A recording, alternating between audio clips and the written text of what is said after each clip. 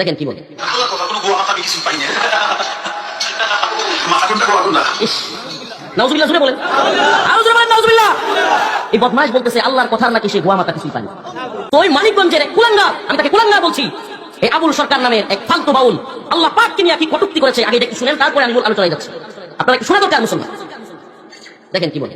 আল্লাহর কথা কোনো গোয়া মাথা আমি কিছু পাই না। মাথা কোনটা গোয়া কোনটা? ইস, নাউজুবিল্লাহ জুড়ে বলেন, আরো জোরে বলেন নাউজুবিল্লাহ। এই বদমাশ বলতেছে আল্লাহর কথার নাকি সে গোয়া মাথা কিছুই পায় না। এটা কি কোরআনকে তাচ্ছিল্য করা নয়? আল্লাহ পাকের কালামকে তাচ্ছিল্য করা নয়? আল্লাহকে নিয়ে কটূক্তি নয়?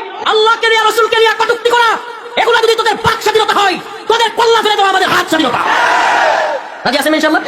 আমরা ওপেন বলি, তোরা ওপেন বলতেছিস, আমরা ওপেন বলি। আল্লাহ এবং রাসূলকে নিয়ে অবমাননা কইরা বাংলাদেশে কেউ টিকতে পারে না, তোরাও পারবি না। আমি স্পষ্ট বলি যে এই আবুল সরকার আল্লাহকে নিয়ে কটূক্তি করার পরে এর যদি শাস্তি না হয়, এর যদি বিচার না হয়, ফরহাদ মাযহারের কথা শুনে যদি প্রশাসন আবুল সরকারদের পক্ষ নেয়, এই ফরহাদ মাযহার কিশোরগঞ্জের কি বলে মানিকগঞ্জে যাবে। আমিও কথা দিলাম, এই হুজুররা কিংবা ইসলামপন্থীরা যদি নির্বাচন করে চুপ থাকেও, নির্বাচন এমপি হওয়া, খায়জাত পূরণ করা, আমি চুপ থাকবো না।